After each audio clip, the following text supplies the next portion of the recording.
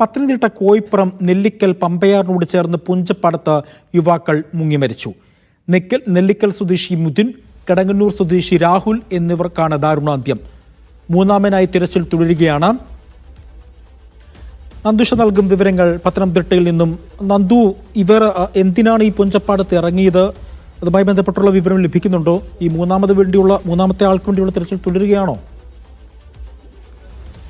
വ്യാപകമായ മഴയാണ് ഉണ്ടായിരുന്നത്. അതുകൊണ്ട് തന്നെ ഈ പാടങ്ങളിലും തോടുകളിലും ഒക്കെ ശക്തമായ ഒഴുക്കായിരുന്നു. അങ്ങനെ ഇന്ന് വൈകുന്നേരം ഏതാണ്ട് 5:30 4 യുവാക്കൾ തൃക്കണ്ണാപുരം പുഞ്ചപ്പാടത്ത് മത്സ്യബന്ധനത്തിനായി മീൻ പിടിക്കാനായി ചെറുവള്ളവുമായി എത്തുകയായിരുന്നു. ഈ 4 യുവാക്കളിൽ 2 പേരെയാണ് ഇപ്പോൾ ഒഴുക്കിൽപ്പെട്ട് മരിച്ചത്.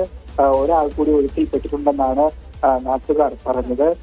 മറ്റൊരാൾ സുരക്ഷിതനായി കരയിലുണ്ട്.